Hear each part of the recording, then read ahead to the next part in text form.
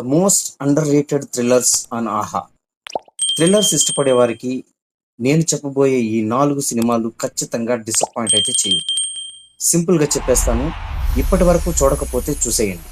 పనిలో పని ఓ లైక్, ఓ సబ్స్క్రైబ్ చేసేసేయండి. టాప్ 4. శబరి. ఐఎండిబి రేటింగ్ 6.4గా ఉన్న ఈ మూవీ 2024లో రిలీజ్ అయింది. వరలక్ష్మి శరత్ కుమార్ ప్రధాన పాత్రలో నటించిన ఈ మూవీని డెబ్యూ డైరెక్టర్ అనిల్ కడ్జ్ డైరెక్ట్ చేశారు. Decent thriller without high expectations, చూసేయచ్చు. Top 3. Chakravyuham, the trap. IMDb rating ప్రకారం 7.1 ఉన్న ఈ thriller crime genre. 2023 release.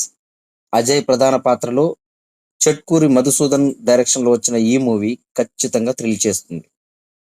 Top 2.